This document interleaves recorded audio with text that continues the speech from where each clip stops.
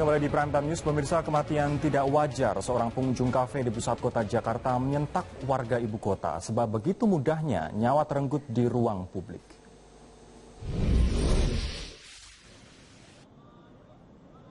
Inilah Cafe Olivier yang bertempat di Grand Indonesia Mall, Jalan Tamrin, Jakarta.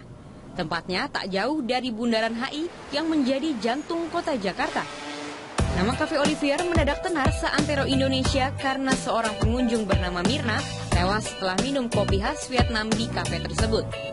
Peristiwa ini terjadi Rabu 6 Januari lalu. Saat itu korban berada di Cafe Olivier bersama dua rekannya, Hani dan Jessica. Polda Metro Jaya melakukan prarekonstruksi di Cafe Olivier Senin lalu. Dari prarekonstruksi yang dihadiri Hani dan Jessica itu diketahui Jessica datang 40 menit lebih awal dari Mirna dan Hani.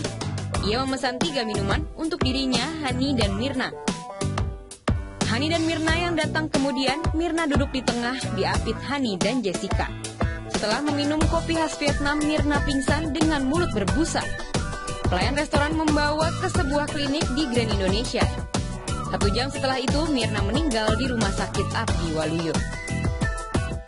Polda Metro Jaya sempat menyebut ada kandungan racun mematikan jenis cyanida dalam kopi yang diminum Mirna. Diduga salah satu dari 6 sampel, 1 sampel yang diminum oleh korban mengandung zat yang diduga cyanida. Ya. Nah, ini sekarang belum tahu karena masih dalam proses pengecekan secara laboratoris.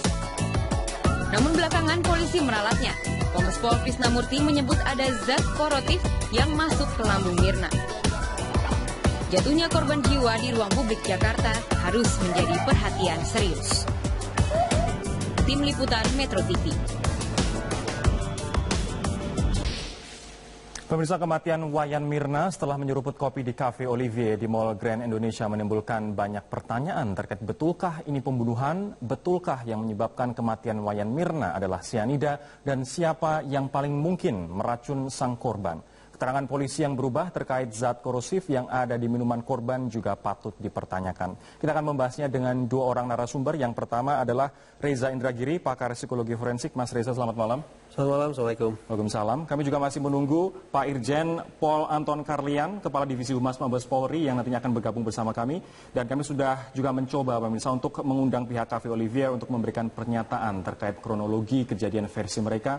Namun pihak Cafe Olivier belum mau memberikan keterangan apapun. Saya akan ke Mas Reza terlebih dahulu sambil kita menunggu Pak Anton.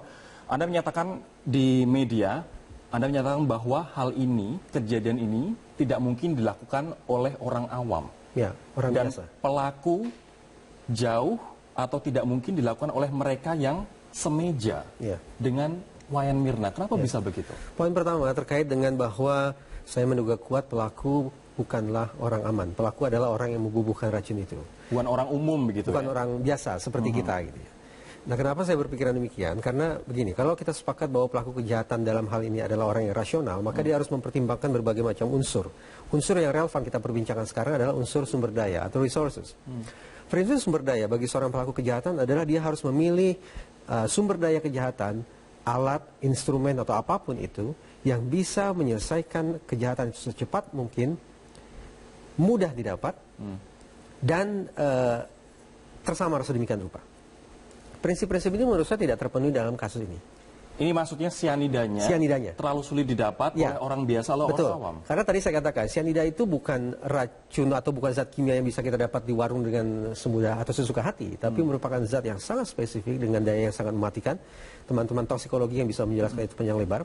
Tapi yang ingin saya katakan adalah harus orang dengan profesi tertentu, dengan latar belakang tertentu, sehingga dia memiliki akses istimewa, dia memiliki otorisasi luar biasa, dia memiliki sumber daya lebih untuk mendapatkan zat yang mematikan ini. Oke, Mas Reza, Anda juga mengatakan bahwa tidak mungkin yang melakukan adalah orang yang semeja dengan Wayan Mirna. Kenapa bisa seperti itu? Nah, ketika seorang melakukan kejahatan, dia harus mempertimbangkan apakah dia akan melakukan serangan kejahatan itu secara frontal atau secara sembunyi. Secara frontal misalnya adalah perampokan, perkosaan, penodongan dan seterusnya. Di mana seorang pelaku kejahatan siap untuk berhadap-hadapan dengan korbannya, menyaksikan bagaimana korban mengalami viktimisasi, mengalami penderitaan dan seterusnya. Tapi kenapa kemudian ada orang yang memiliki aksi kejahatan dengan menggunakan racun? Itu pertanda bahwa dia sesungguhnya tidak ingin berhadap-hadapan secara frontal dengan korbannya.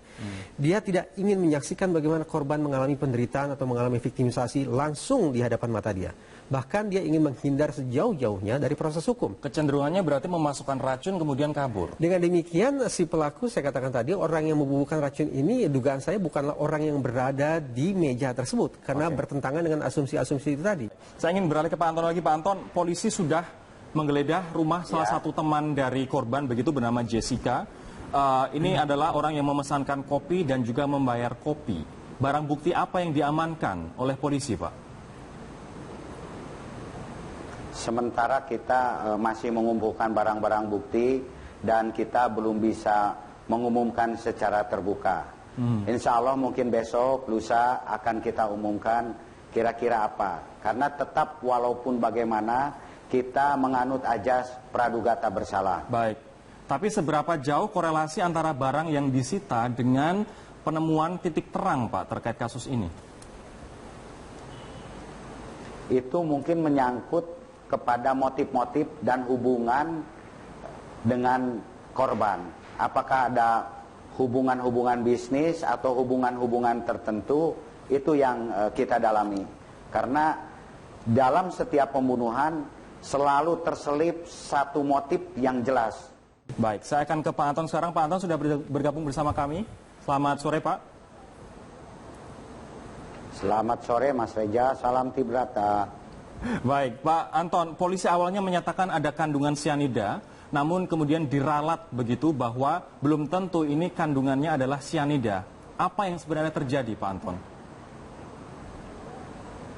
Memang betul, di awal kita menduga adanya sianida, tetapi setelah berkonsultasi dengan ahli forensik dan lapor kami, jenisnya itu harus kita rumuskan dahulu, sehingga kita bisa tahu persis ini jenis toksikologi apa yang ada di dalam minuman tersebut. Ini artinya, dan sampai saat ini zat sianida belum disimpulkan, tapi yang ada memang zat korosif yang bersifat membunuh, begitu Pak Anton ya? Iya, betul sekali. Karena dari hasil lab sementara bahwa memang ada zat asing yang masuk dan ususnya itu ada luka, begitu kan. Nah, cuman lukanya itu apakah luka lama atau luka baru, ini masih dalam tahap diskusi kami dan tim ahli kami. Polisi menyampaikan korban tidak memiliki riwayat sakit lambung, Pak Anton. Masih kita dalami dari hasil rekam jejak patologi yang bersangkutan, sehingga dalam hal ini pun juga kami belum bisa menyimpulkan secara tergesa-gesa apakah yang bersangkutan itu pernah punya riwayat sakit tersebut atau tidak. Jadi kami masih menunggu hasil dari tim dokter-dokter kami tentang kasus ini. Pak Anton, ini kabarnya polisi sudah menaikkan status kasus ini dari penyelidikan ke penyidikan. Betul seperti itu, Pak Anton? Memang kita masih sementara ini masih dalam penyelidikan, belum kepada penyidikan. Karena kalau ke penyidikan itu sudah ada yang diduga sebagai tersangka. Sementara walaupun kami dalam tanda petik sudah ada beberapa yang mungkin akan sebagai calon suspek, tetapi kita pun juga masih mengumpulkan alat bukti sehingga nanti adanya satu keterkaitan antara satu bukti yang satu dengan bukti yang lainnya.